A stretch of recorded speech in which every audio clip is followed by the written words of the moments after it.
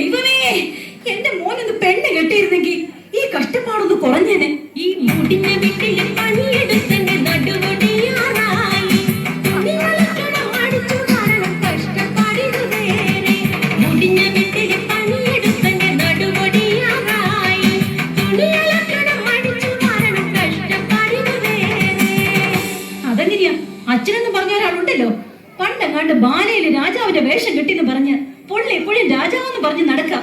ഒരു പണിക്കും പോകത്തില്ല, മകനെ കുറിച്ചൊരു ചിന്തയില്ല.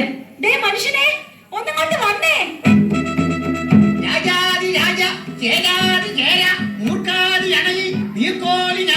മഹാരാജാവ് എഴുന്നിരുന്നു കൊള്ളുന്നേ.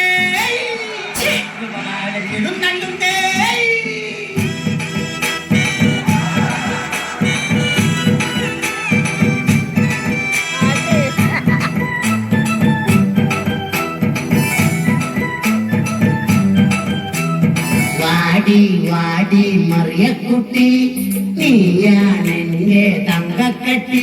എടി വാടി വാടി മറിയക്കുട്ടി, എന്നും നീയാണെന്റെ പൊന്നും കട്ടി. നീ എന്റെ കരമുത്തല, നീ എന്നെ കാണുമ്പോഴെന്ന് വിളിക്കല. എന്നെ കണ്ട രാഗാദേവി കുടിക്കാനിച്ചിരി കഞ്ഞിതാടി. മനുഷ്യ ആരെവിടെ? ഇവിടെ എങ്ങും ആരുമില്ല. അല്ല, ആരുമില്ലാന്നറിയാം, എന്നാലും വെറുതെ ചോദിച്ചതാ. ഇത്രയും നാള് ബാല കളിച്ച് നടന്നിട്ട് കിട്ടിയതാ. ഈ നശിച്ച ആരെവിടെയും ആ പഴച്ചം വാടും.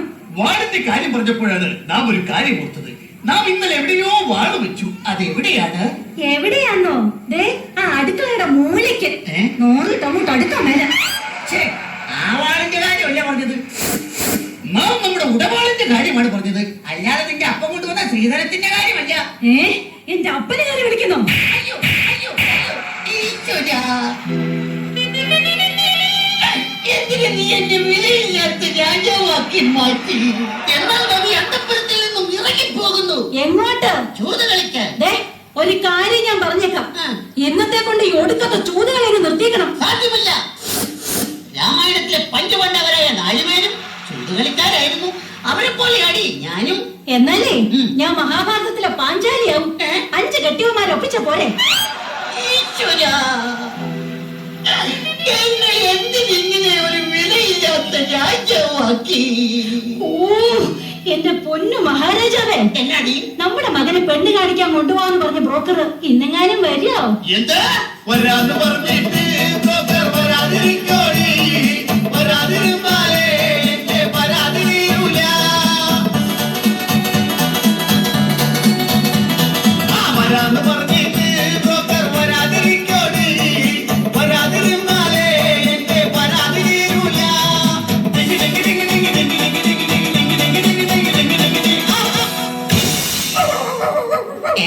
രാവിലെ ഏത് പട്ടിയാണ് എന്റെ പട്ടിനെ പറ്റി ചേർന്നത്? അത് കല്യാണ ബ്രോക്കറാ. ആണോ? കഥാപ്രസംഗ പരിപാടിയൊക്കെ നിർത്തി അയാൾക്ക് പിതാ പണി. ഓഹോ,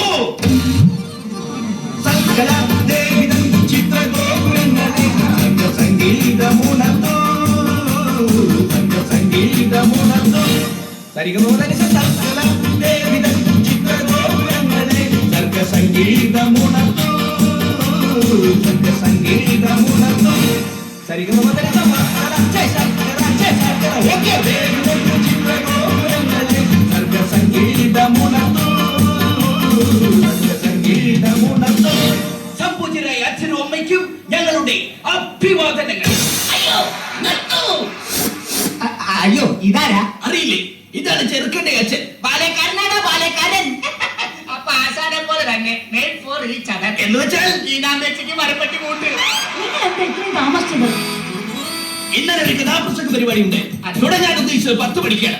തുടങ്ങിയപ്പോൾ 11 പിന്നെ 12 അവസാനം 1. അതെ, കാണാൻ ഒരാൾ മാത്രമായി. നീ സിമ്പൽ അടിച്ചോ, പക്ഷെ എനിക്കിട്ടടിക്കല്ലേ. കാർത്തിക ശ്രേഷ്ഠ, അതാണോ ഇത്രയും വൈകിയത്? വരുന്ന വഴിക്ക് ഞങ്ങളുടെ വണ്ടി ഒന്ന് പഞ്ചറായി. എന്നിട്ട് സ്റ്റെപ്പിന് ഇല്ലായിരുന്നു. സൈക്കിളിന് എവിടെയാണ് സ്റ്റെപ്പിനി? കയ്യിലെന്തോ ഒരു കെട്ട്. 3 വർഷം മുമ്പ് ആശാൻ ഒരു കെട്ട് നടത്തിയതിന്റെ പാരിതോഷികമായി പെണ്ണിന്റെ അപ്പം കൊടുത്ത വെട്ട. അതിന്റെയാ ഈ കെട്ട്. എങ്ങനെ വെട്ടാതിരിക്കും? താൻ എനിക്ക് കിളിപോലെ ഒരു പെണ്ണിനെ കെട്ടിച്ചു തരാന്ന് പറഞ്ഞിട്ട്. ഈ നിൽക്കുന്ന മൂങ്ങയല്ലടോ താൻ കെട്ടിച്ചു തന്നത്. മൂങ്ങ എന്താ കിളി അല്ലേ?